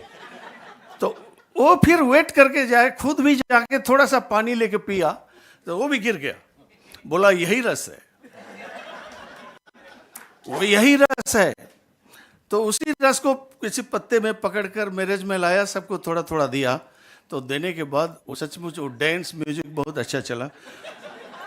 उसी दिन से ये मध्य के आविष्कार हुआ। इस कहानी मैंने 1986 में कलेक्शन किया था कलांडी में और मयूरभंज में। अभी 2500 साल पहले कुंभ जातक जेतवन में, बिहार के कहीं जेतवन होगा, पटना वाले कोई है तो बता सकते हैं। तो जेतवन में बुद्ध 500 शिष्यों को बैठाकर वो मध्य के आविष्कार बारे में सेम कहानी कहते हैं। See the commonalities of motives in both details. ये 2500 साल की दूरी है, लेकिन जो मानसिकता है, जो collective consciousness of Indian mind, ये पूरा एक है। और ये मोटिव्स है जो मध्य के आविष्कार कैसा हुआ। हो सकता है कि इंडिया के और कोई भी पार्ट में मध्य के आविष्कार बुद्ध जातक में जैसे लिखा गया है या संताल गोंड में जैसे लिखा गया है, बाकी जगह में भी होगा। ये एक बात है। दूसरा है कि ये तो सिमिलरिटीज देखा, आपने कंट्रास्ट भी देखिए कि इंडियन फोकटेल ट्रेडिशन में there are contradictions also. You must have gone through the Sanskrit Mahabharata, and there you must have gone through Vishwamitra Swapaka Sambada. उसमें क्या है, महाभारत में है, संस्कृत महाभारत में एक बार इंद्र ने गुस्सा होकर बारिश नहीं किया। विश्वामित्र नीचे थे और जब बारिश नहीं हुआ तो खाने पीने को कुछ नहीं मिला। तो विश्वामित्र शिष्यों को बोला कि जाओ मेरे लिए कुछ खाद्य संग्रह करके लाओ। तो शिष्य लोग गए और देखे कि ये मरा हुआ कुत्ता पड़ा था। उसी कुत्ता को लेकर वो लाए और बोले गुरुदेव हमको एक मरा हुआ कुत्ता मिला। बोला उसको रसोई करो। रसोई किए। उसके बाद अग्नि देवता को देने के लिए जब विश्वामित्र निकले, अग्नि देवता बोला ऐसा मत करो, ऐसा मत करो, हम सारे लोग मुश्किल में पड़ जाएंगे। वो बोला सब देवता को खिलाऊंगा आज। उसके बाद बोले नहीं हम बारिश कर देते। इंद्र को बोले क्या कर रहे हो यार, वो क्या कर रहा है देख रहे हैं ना। तो इमीडिएटली बारिश हुआ और बारिश होने के बाद फिर काम ठीक हुआ। इस कहानी, गोंडी कहानी में जब मैंने कलेक्ट किया था, एक खेती करने वाला किसान कैसे इंद्र से पानी लाया, उस कहानी है, सेम कहानी but the motives are different. तो 4 भाई थे, एक बूढ़ा गोंड था और उसका वो 12 साल बारिश नहीं हुआ। तो बूढ़ा बोला ये दुनिया क्या होता जा रहा है, मेरे 4 बच्चे हैं और इन लोग तो कुछ खेती बाड़ी जानते नहीं। तो उसने क्या किया, हल और नांगर पकड़ के नदी के रेत में वो खेती करना सिखाया। और खेती करते समय तो जानते हैं किसान लोग अर्र ता ता ता ता ता ता ता करते हैं। तो वो जब साउंड किया तो इंद्र ऊपर से देखा और बोला मैंने तो बारिश नहीं किया, ये कौन सा यहाँ जाके खेती में काम कर रहा है। तो एक ब्राह्मण की बेस में नीचे उतर के बोला अरे वो बूढ़ा तुम क्या पागल हो गया क्या, नदी की रेत में क्या बारिश होता है, नदी की रेत में क्या धान की खेती होता है। वो बोला मैं कहाँ खेती करा रहा हूँ, तो क्या कर रहे हो, मेरे अपने बेटे को खेती करने का इलम सिखा रहा हूँ। तो क्या इलम क्या है, नहीं नांगल को कैसे पकड़ना है, गाय बैल को कैसा पकड़ना है, हल कैसे चलाना है, साउंड कैसा निकालना है, ये सब स्किल बच्चों को सिखा। इंद्र एब्सेंट माइंडेड हो गए और वो सीधा चले गए स्वर्ग। और उनका 4 जो मेघ थे, वो 4 मेघ उसका बेटा है जो गोंड का इमेजिनेशन में अपनी 4 बेटे को बुलाए, जो द्रोण, पुष्कर और क्या क्या इंद्र का ये मेघ का नाम है। उसको बोले तुमको बारिश करना आता है, नहीं। तुमको बिजली करना आता है, नहीं। तुमको ये करना आता है, नहीं। ये 4 बोले कि हमको कुछ नहीं आता। क्यों नहीं, तुम तो 12 साल से हमको छुट्टी दे दी हो, हम ताश खेल रहे हैं। इंद्र के बच्चे बोले हम ताश खेल रहे हैं। तो उसके बाद इंद्र बोला नहीं नहीं नहीं, तुमको ये सब स्किल सीखना चाहिए। तो जब ये स्किल सिखाते समय धरती पे बारिश हुई, धरती पे बारिश हुई और 12 साल की जो सूखा था उसका प्रतिकार हुई। अभी आप देखिए कि संस्कृत के व्यास महाभारत में विश्वामित्र कितना दुर्बुद्धि किया था, लेकिन ये जो खेती वाला ये कितना मर्यादित औचित्य रख के बात किया। तो ये जो दो चीजें हैं, इसको भी अगर आप साइकोलॉजी को देखेंगे तो आपको लगेगा कि इंडियन माइंड का जो लॉजिक है, चाहे व्यास को हम कितने ऊपर रखते हैं, लेकिन इस कहानी में ये एक पूरा एक इन्वर्सन होता है कि देखो कि एक खेती करने वाला देवता को कभी भी असम्मान नहीं किया, और एक दूसरा जो काम दूसरे काम के जरिए जो इम्पॉसिबल है उसको पॉसिबल में किया, अनरियल को रियल किया, रियल को अनरियल किया। So this is the structure of the story, that if you make a structural analysis of this tale and also the Vishwamitra Swapaka Sambad, you will find the two cultural differences between the Gond culture and Vyasa culture. These are the two things. Then there are multiple functions of folk tales. तो यहाँ जो opening style कहते थे हमारा दामोदर जी, हम अभी ऐसे उड़ीसा में एक ओपनिंग स्टाइल है कि एक कहानीकार बच्चों को या लोगों को बैठाकर कहानी कहते समय वो एक पहला 1-2 मिनट का एक ओपनिंग वार्म अप एक्टिविटी करता है, जो मैनेजमेंट में कहा जाता है। ये हमारे गांव के लोग जो मैनेजमेंट करते हैं, स्टोरी टेलिंग में वार्म अप एक्टिविटीज़ होता है। उसका उड़िया का मैं सुनाता हूँ। ये बोला एक कहानी कहूँ, एक कथा कोई भी की कथा बच्चे पूछेंगे, ये उत्तर देगा बेंगला था। तो अब देखिए उत्तर प्रश्न उत्तर कैसा होता है। की कथा बेंगला था, की बेंग ढोरा बेंग, की ढोरा बामन बूढ़ा, काहे बामन सूद बामन, काहे सूद पिठा लोद, काहे पिठा ताल गोईठा, काहे ताल रजा बाल, काहे रजा खंड खजा। ऐसा करके पूरा 2 मिनट तक उसको पूरा माइंड को सेट करेगा। इसके बाद उसको मैं तुम्हारे पास एक कहानी सुनाता हूँ। तो कहानी सुनाएगा, बाकी उसका क्लाइमैक्स है। There are lot of structures and function of the story. And lastly ऐसा होता है, कहानी में राजपुत्र और राजकन्या शादी हो गए, मैं गया तो मेरे से बात भी नहीं किया। ये लास्ट में स्टोरी टेलर कहेगा। और ऐसे जैसे किताबों में कहते हैं कि इस कहानी में आपको क्या सीखने को मिला, ये टीचर कहेगा। लेकिन गांव के लोग कहानी में उसका फंक्शन को कभी भी एजुकेशन के साथ और मोरालिटी के साथ नहीं जुड़ते। Morality is inbuilt in the story. This is 2 things. And now as it regards to my association with the storytelling, I'm a folklorist over the last 35 years. But because my area of interest was working with the primary children in the state governments, मैंने storytelling festival कराया. I conducted a lot of storytelling festival in 72,000 schools in Odisha and about 6,000 schools in Chhattisgarh. 72,000 बच्चों को लेके मैं story telling कराया 6 साल में। और अभी 200 स्कूल में मैं 4,000 बच्चों को लेके स्टोरी टेलिंग कराया था। और उसमें एक अच्छा टेक्निक दिया कि स्टोरी टेलर गाँव में 3-3, 4-4 रहते हैं। everyone is a story teller. और उसी स्टोरी टेलर को लेकर हमने गाँव को लाया, एक स्कूल को लाया, उनको बता दिया कि आपको कहानी सुनाना है। 5-5 बच्चों में एक स्टोरी टेलर, 5 बच्चों में एक स्टोरी टेलर। बच्चे कहानी सुनेंगे, सुनने के बाद उसको लिखेंगे, लिखने के बाद उसी स्टोरी को लेकर एक चित्र बनाएंगे, बस काम खत्म। This is one activity through which you will see that each and every child out of the 5, किसी का चित्र और किसी का नरेशन समान नहीं होगा, because of this is they are cognitively different from the other. This is 2 things. Now I will show you some stories from Madhya Pradesh. यहाँ एक NEG5 नाम का एक ऑर्गेनाइजेशन है। ये जो स्टोरी है, ये स्टोरी सारे स्टोरी आपका गांव के लोगों से लाया गया है।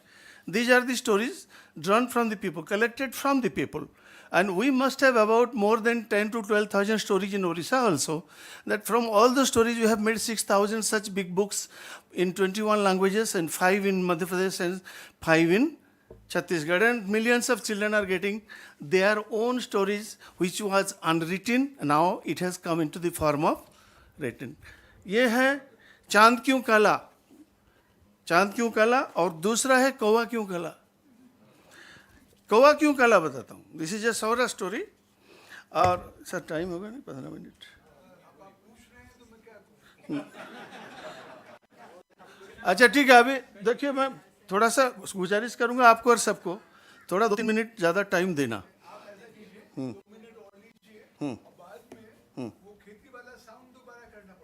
हो कर लूंगा सर, कर लूंगा। अच्छा तो ऐसा है, मैं टाइम ज़्यादा नहीं ले रहा हूँ, बट आई एम वेरी, एक है सुनिए। एक पेड़ में 2 चिड़िया रहती थी। एक दिन 2 चिड़िया लड़ाई किया और उस लड़ाई करते करते दोनों नीचे गिरने लगे, और पेड़ के नीचे एक बूढ़ी घर बनाई थी, और उसी घर बना के उसी चूल्हा में अपने रसोई करने के बाद एक जगह में रखी कोयला और दूसरी जगह में रखी राख। तो 2 चिड़िया जब गिरने लगे, एक चिड़िया जो राख में गिरी वो बन गई बगुला, और जो कोयला में गिरी वो बन गई कौवा। ये कहानी एक बिग बुक है, ये है उसी बिग बुक की कहानी है ये, इसको बनाया है ये हमारे ज्योति। लेकिन एक छोटा बच्चा पूछा जो क्लास 4 का, सर ये जो कौवा काला था और जो बगुला सफेद था, उससे पहले उसका कलर क्या था?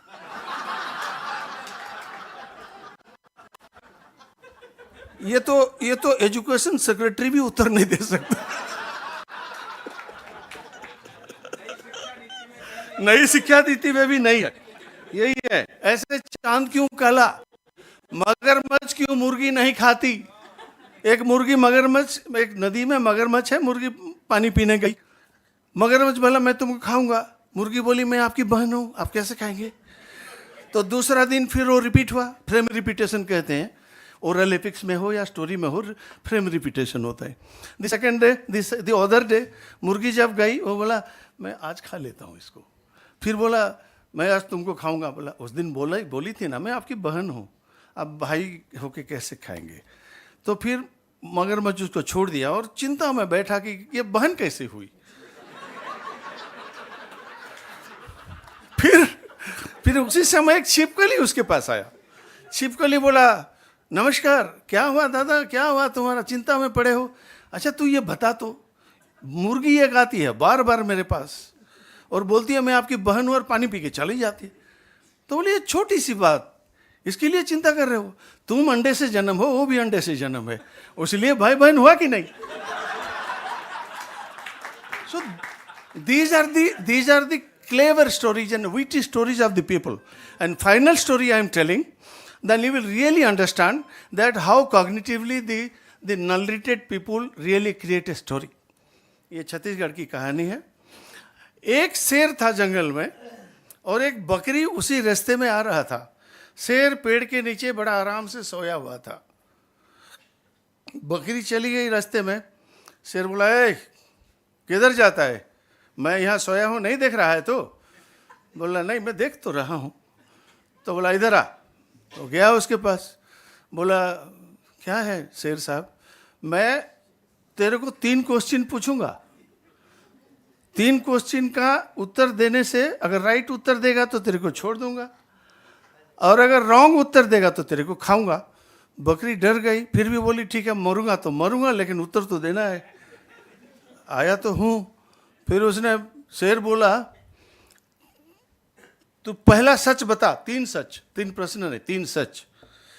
बकरी पहला कहा देखिए शेर साहब, तुम मेरे को नहीं खाओगे, थोड़ा सा ध्यान से सुनिए, तुम मेरे को नहीं खाओगे, तुम नहीं खाने के बाद मैं जंगल से बाहर चला जाऊंगा, मैं अपनी बकरी फ्रेंड से मिलूंगा और बोलूंगा कि आज एक शेर मिला था जो कि मुझे नहीं खाकर छोड़ दिया।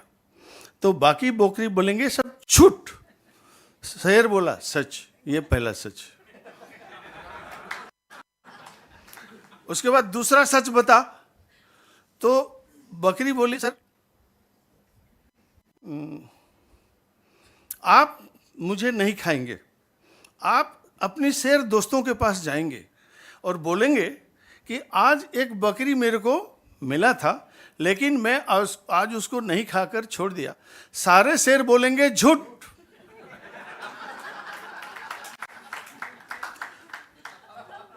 ये शेर बोला दूसरा सच, अभी तीसरा सच बता नहीं तो तेरे को खाऊंगा। बकरी बोला तीसरा सच यही है कि आप 2-3 दिन से बहुत कुछ खाए हो, इसलिए आपको भूख नहीं है, इसलिए आप मेरे से बकर बकर कर रहे हो। तो फिर शेर उसके बाद एक मुस्कुराया और बोला बहुत अच्छा तू जा, मैं तेरे को छोड़ दिया. So this is the mind of Indian mind of the non-literate people, those who really creates high standard stories, but we don't discover that. All these kinds of stories should come through the school. Everything is written from 1966 from Kothari Commission to so many things. But I am fortunate enough to collect thousands of stories, and all those stories are now given to Odisha in Chhattisgarh, Madhya Pradesh, Rajasthan, and I am really happy that our literature is really used in the for school children. I may be writing a very good book on oral epics, which may not be read out by 200 people in the whole globe. But if I give this kind of book, 6,000 books, to millions of children, they really have their cognitive development, creativity, and an Indian way of thinking. Thank you very much.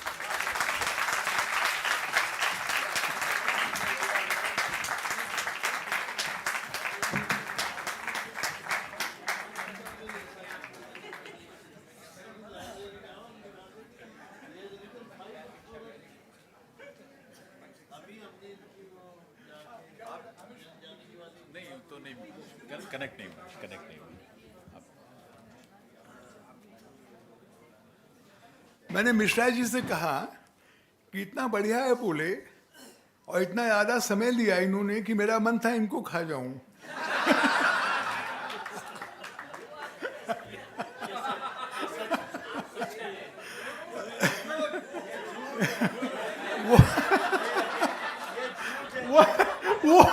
What a wonderful session we have had. Fantastic.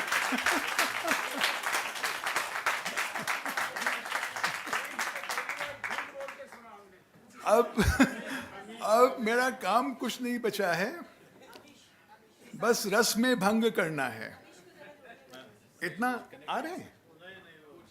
अच्छा, हाँ हाँ, बिल्कुल सही है, बिल्कुल सही है. नहीं, मिश्रा जी ने बड़ा अच्छा किया, और उसके साथ साथ कहना नहीं चाहिए लेकिन त्रिपाठी जी ने भी कृपा की. तो मुझे सबसे बड़ा सबक कई सबक सीखने को मिले कि एक बार जब मत्य का आविष्कार हो जाता है तो बड़ा से बड़ा ऋषि भी मरा हुआ कुत्ता खा सकता है.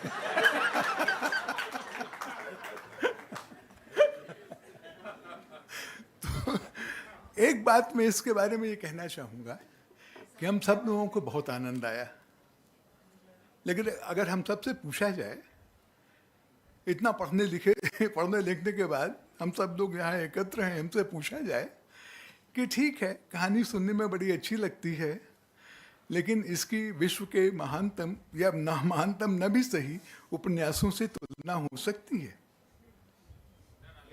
देखिए, ऐसा है, वाचिक परंपरा और फोक टेल्स इनकी अपनी जगह है, इनका अपना महत्व है, इनका अपना रस है, और इनके आदर्श श्रोता जो हैं वो हमसे थोड़ी कम उम्र के लोग हैं. हम लोग इस उम्र तक पहुँचते पहुँचते बहुत कुछ और सोचते हैं, बहुत कुछ और पढ़ चुके होते हैं, शायद करप्ट हो गए होते हैं. उस अर्थ में we certainly have lost our innocence. There is a certain innocence about these stories. It belongs to another world, and that's why there are many shares and many bakris. It's a non-human world in many ways, which fascinates us because we don't know how to communicate with it. And everything that a lion is saying or a bakri is saying is actually we speaking through them. But we are not able to say it in human terms, and therefore we adopt this kind of a persona. Fables, animal fables, are a known category all over the world. Folk tales are an even better known category all over the world, and they have been studied by people like folklorists, structuralists particularly, in a very sophisticated manner. And 440 types or something like that has been found. All the folk tales of the world can be classified into, you know it better than I do, into those categories. Are we murdering to dissect? Are we analyzing these things so minutely, so rationally, which is an injustice to that kind of thing? Should we not leave it alone? Is it a kind of injustice? I do not know. I'll say just one or two things about what I began with, about the development of various traditions of storytelling in India. And I promise you that even though it's not perhaps a very good story, I will tell you a story at the end. If you can't beat them, join them.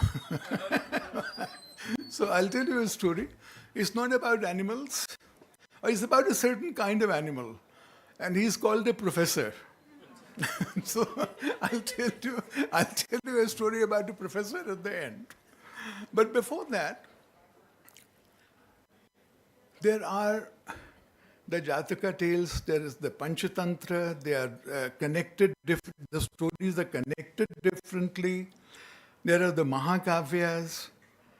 There's a wonderful distinction made between the Ramayana and the Mahabharata, that some epics have many heroes, and some have one hero. Ramayana is a kind of epic that has one hero. Great scholars of the West talk about the form of the novel. One of the major long-running debates is, can Kadambari be considered to be a novel? But they don't want to agree, partly because they are as nationalistic, they are as chauvinistic as we are, not less. They cannot concede that there is the possibility of a novel being written in Sanskrit in the 7th century, when the novel wasn't even born in any other civilization of the world. Why do they reject Kadambari? Why do they say it's not a novel? It's a very interesting question. I do not want a conclusion to that debate. Let's just go over the arguments of why they think it's not a novel. And some claims have been, I also think that it should not be called a novel, because why conduct a debate on their terms? What does Kadambari lose if it's not a novel in the Western sense? Nothing. It's as great a work without their certification. But the earlier point that I was trying to make in the beginning was, for a very long time, there is a Sanskritic or Sanskrit-influenced oral tradition which exists in India. It comes to a culmination with a new form, which is the Geet Govindam, which is a story told through lyrics to which people dance. All the three arts are combined in one. No other text has that, not only in Sanskrit, but perhaps in other languages as well. Very strong element.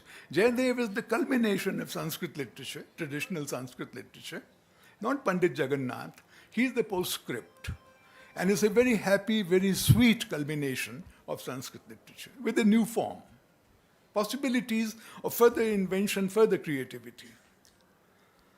After that, some time after that, we have the Qissa, we have the Fasana, we have the Masnavi.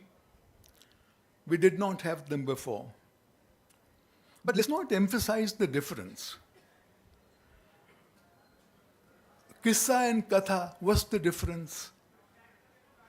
How is the Qissa different from Fasana? Are there any essential differences? Masnavi, Jayasi thought he was writing a Masnavi when he wrote Padmavat. Tulsidas comes only a few years later and writes the Ramcharitmanas, which looks in form, Doha, Chaupai, Kant, just the same. And nobody has called it a Masnavi. So let's not exaggerate the differences. At the same time, let us not say that they are both the same thing. It's a very subtle point. Let's not say they are the same thing. Where there are differences, let's acknowledge them. There is, in the late 19th century, which was the heyday of Urdu storytelling, influenced by Qissa Hatim Tai, Chahar Darvesh, all the Middle Eastern classics. Premchand, Sindbad. Premchand was brought up on that. Premchand is described so vividly as an Urdu writer as to how he was devouring these huge works, endless works, every morning and night.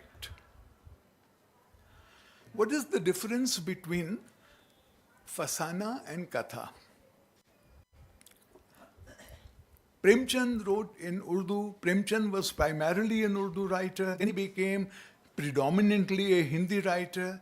So he should know the answer.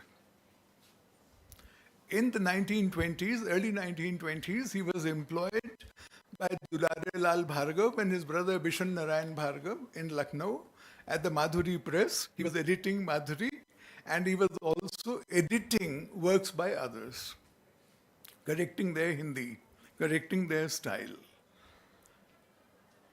He also decided to translate for that press his favorite book of Urdu Fasana from the 19th century by Ratan Nath Sarshar. The book is called Fasana-e Azad. It ran endlessly, serially, and was extremely popular. Premchand prepared an abridged version of it for Hindi. How abridged is 800 pages. After abridgment is 600 to 800 pages, I forget, not less than 600. Premchand, at the height of his powers, he has just written Rangabhumi. He's at the top of his powers. He is devoting time to translate page by page and abridge a work which he loves.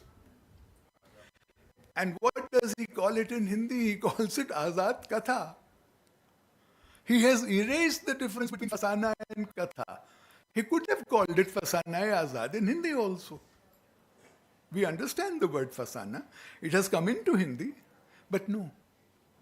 He is saying that there is no difference. He is implying that they have both the same kind of appeal. At the same time, I must say that outside Urdu and outside languages that grew very close to Urdu, partly because of following the script and partly because belonging to the northwestern region of India, where a certain influence was stronger, Punjabi, Sindhi, and Urdu, of course. These forms were prevalent, but they were not prevalent. They did not take in other parts of India. The ghazal did, but very late, in the 20th century. The Masnavi did not. And the Marsiya did not for very obvious reasons. These remained confined to that cultural context. But then something even more interesting happened in the third phase, and that's the last phase I'm going to talk about. It is the last phase. When the Western novel came to India, our traditional storytelling, both from Sanskrit and from Arabic Persian, went into a shock. We could not negotiate the difference. It came to us with the assumption of superiority on the part of the West.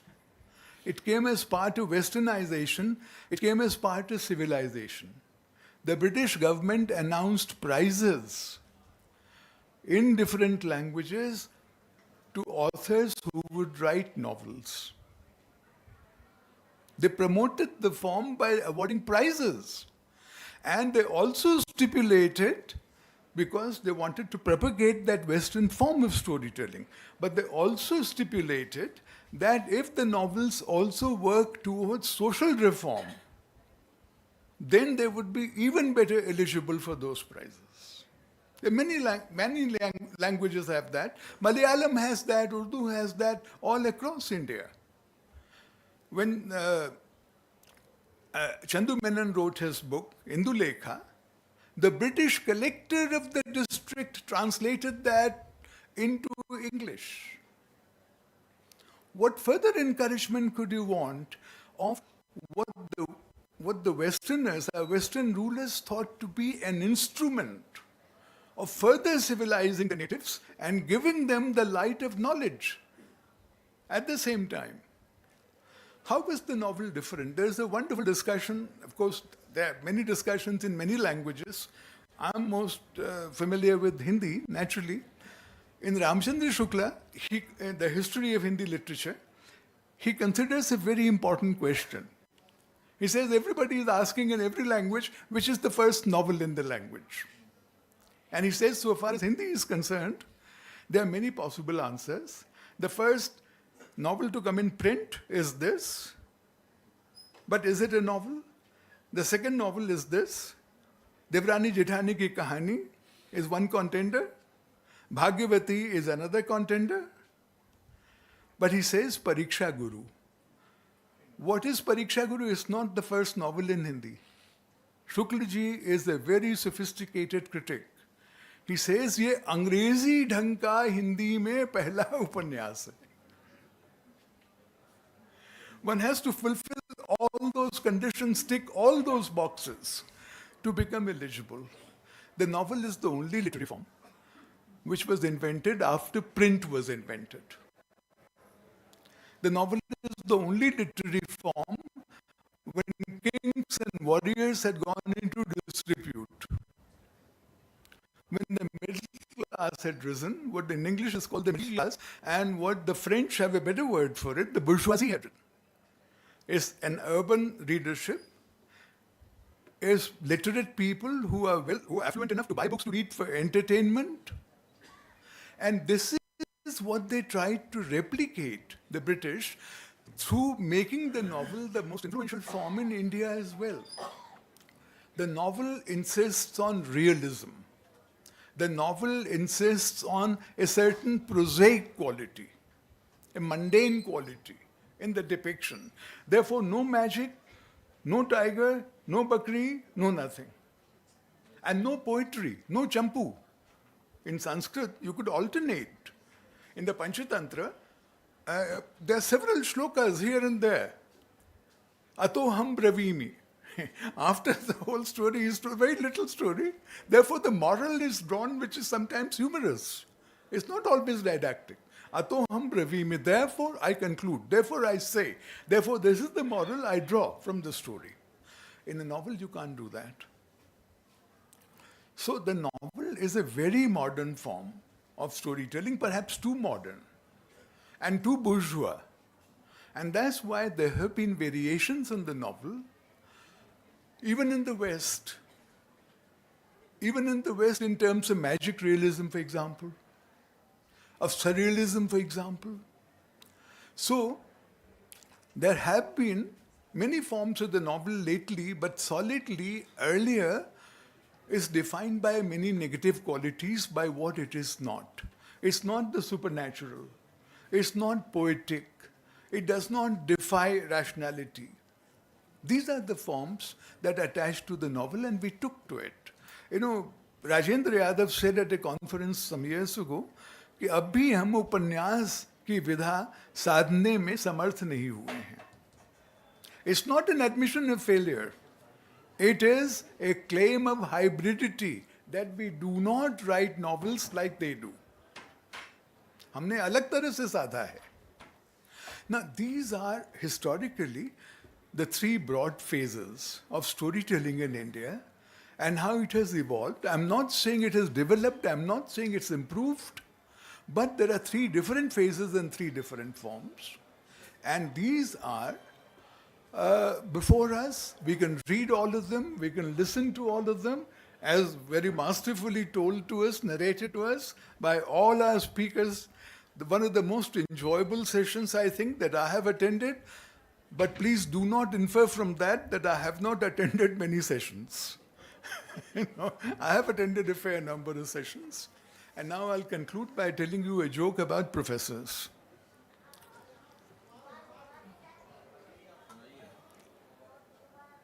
Yeah. There were three persons sitting in a bar, and they were discussing whether it's better to have a wife or a mistress. You know, it's a politically incorrect joke, as joke should be. ये अंदर आ रहे हैं, बाहर जा रहे हैं, ये सिर्फ कोलाहल कर रहे हैं.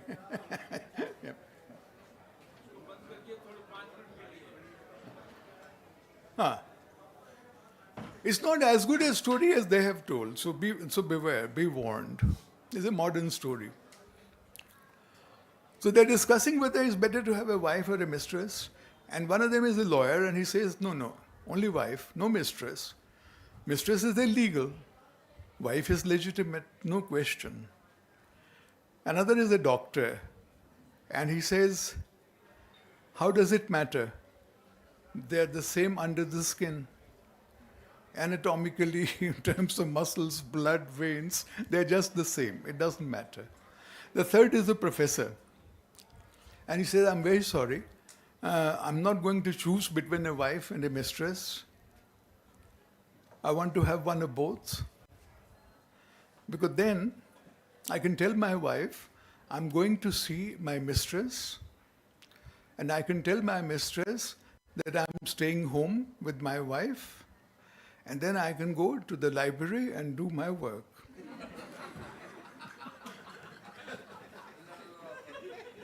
This is the modern joke, it's not a folk tale. And who told this joke to me? A professor of Sanskrit, a German professor of Sanskrit, German-born professor, who was then teaching at the School of Oriental and African Studies in London, where I was also teaching.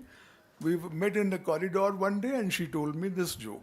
So it's a joke between only two professors. What did you say? She. Does that improve the joke? Yes, I think it does. Let's go back to the wonderful fun that we have had with all of them. Let's think about what they offered us beyond the stories that they told.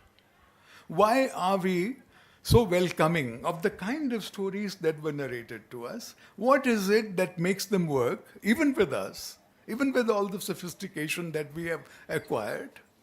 And what is their appeal? Are they a bit like, the other day I was saying, when we are asked to produce Indian culture, we go for tribal dances.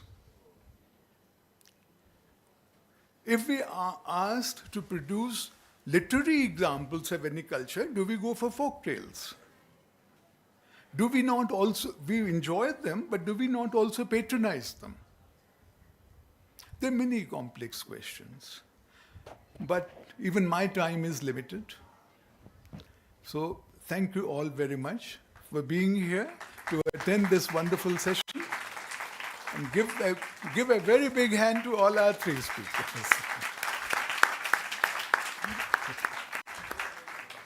What a feast we have had. Thank you all very much. Thank you so much professor Harish Trivedi ji आपके उद्बोधन के लिए, वक्तव्य के लिए, chair करने के लिए. And we are grateful to Amish Tripathi ji also, but he could not make it because of some technical reasons. Damodar Khadse ji, KP. Ramanunni ji, Mahendra Kumar Mishra ji, बहुत बहुत आभार. देवी सज्जनों, आप सबका भी बहुत बहुत आभार साहित्य अकादमी की तरफ से. आप लगातार हर सत्र में अपनी उपस्थिति से हम सबका हौसला भी बढ़ाते हैं और इस हर सेशन को, हर सत्र को सफलता की मंजिल की ओर लेकर जाने में आपकी भूमिका बहुत महत्वपूर्ण है. आज के लिए साहित्य अकादमी की तरफ से बहुत बहुत धन्यवाद आप सभी का. और आपसे विदा लें. ये कल बता दें कि कल सुबह 10 बजे हमारा पहला सत्र, कल आखिरी दिन होगा उन्मेष का, और कल पहला सत्र सुबह 10 बजे जो फेमिनिज्म एंड लिटरेचर ये सब्जेक्ट है जिस पर हमारा सत्र होगा. और उसमें honourable governor Telangana, she will be chairing the session. And we will have speakers like very eminent personalities, C. Mrinalini ji, Leena Chandorkar ji, Namita Gokhale ji, Pritesh Shenoy ji, and Sonora Jha ji. So please join us in the morning at 10 with the first session tomorrow, the last day of UNMESH. Thank you very much. बहुत बहुत धन्यवाद आप सभी के लिए. बहुत सारी मंगल कामनाएं.